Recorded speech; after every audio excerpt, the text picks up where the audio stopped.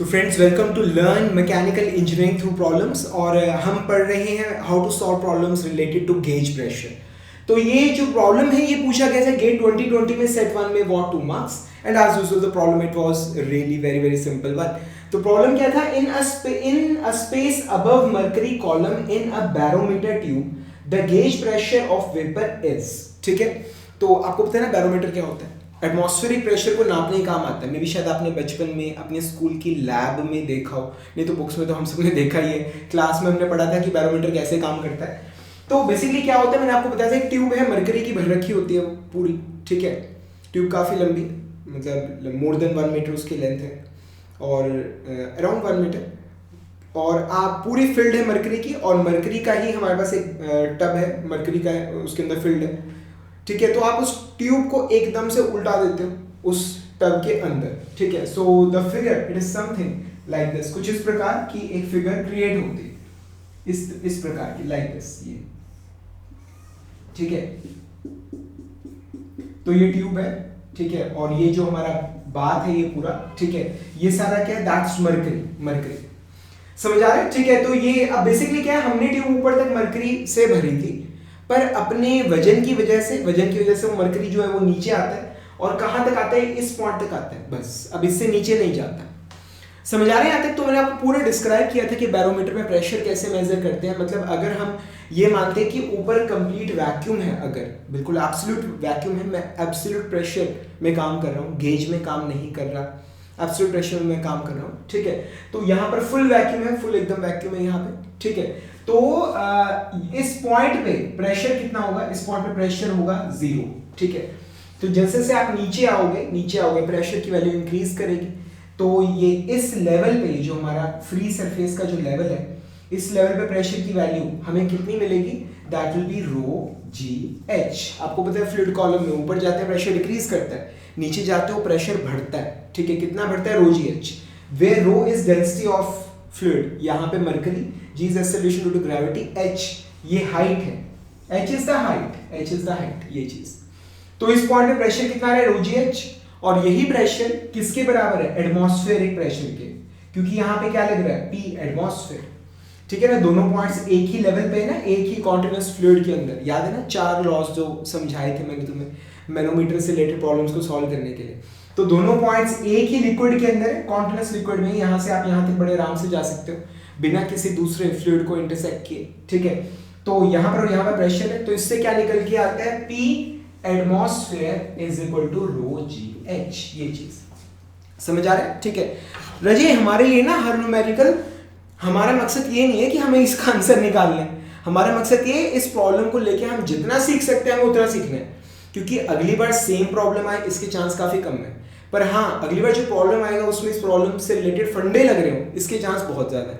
तो जितना हो सकता है सीखो। ठीक है, क्वेश्चन तो ये 2 सेकंड का भी नहीं है, पर डिस्कस कर लेते हैं। ठीक है, तो हम सभी लोग जानते हैं कि जो मरकरी है उसके कॉलम की हाइट कितनी होती है? 760 mm ऑफ Hg।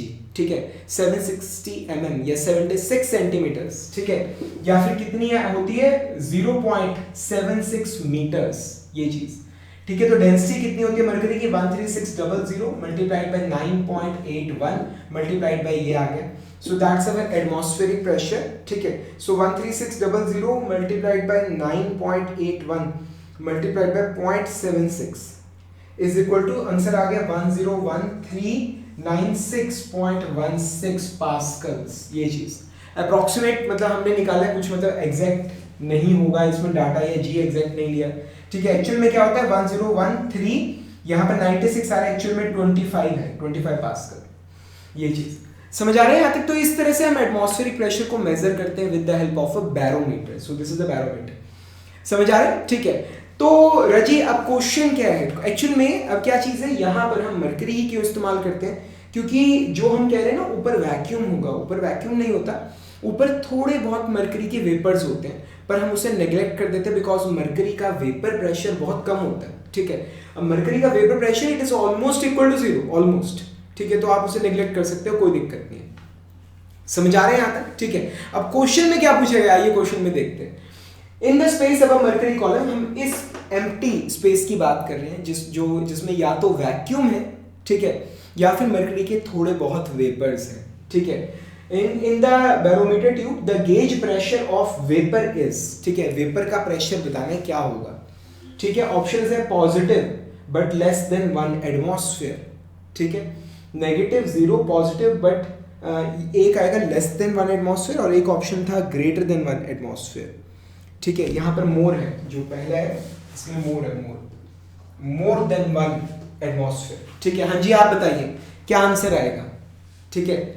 सर अभी तक आपने जितना बताया उससे तो यही है कि यहाँ पर जो प्रेशर है, ठीक है, वो उस प्रेशर की जो वैल्यू है वो या तो 0 हो सकती है, ठीक है, या फिर वो मतलब 0 से थोड़ी सी ज़्यादा हो सकती है। पर इतना कंफर्म है कि यहाँ पर अगर प्रेशर एटमॉस्फेरिक है इस लेवल पे, तो ऊपर जा रहे हैं तो प्रेशर जो है वो 1 एटमॉस्फेयर से, जैसे से ऊपर जाता है प्रेशर कम होता है ना, तो यहाँ पे प्रेशर या तो 0 होगा, ठीक है, या फिर जो प्रेशर है वो 1 एटमॉस्फेयर से कम होगा। तो स्टूडेंट के पॉइंट ऑफ व्यू से बोल रहा हूँ मैं, ठीक है, मैं नहीं बता रहा, ठीक है, ऐसे जवाब मुझे क्लासेस में मिलते हैं। तो सर या तो आंसर आएगा 0, ठीक है, या फिर आंसर आएगा positive but less than 1 atmosphere, ठीक है। भाई ऐसा नहीं है, तुमने एक वर्ड गौर नहीं किया, ठीक है, और वो क्या है, गेज। हम गेज प्रेशर में हमें बताना है कि इस पॉइंट में प्रेशर कितना है, ठीक है। पहले तो मैं तुमसे ये पूछता हूं,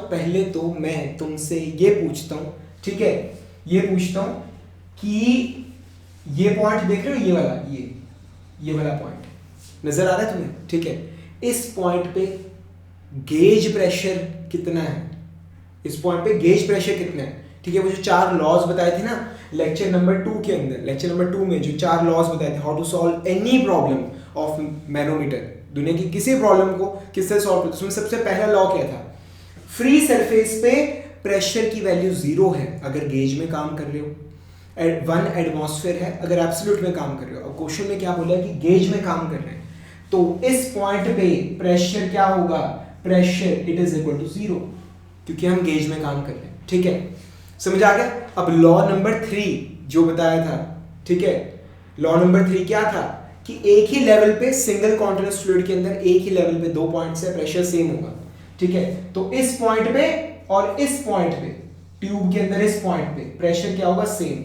यहां पर भी गेज प्रेशर 0, यहां पर भी क्या होगा, गेज प्रेशर 0। Any doubt? नहीं, कोई दिक्कत नहीं है, ठीक है। अब यहां पर गेज प्रेशर 0 है।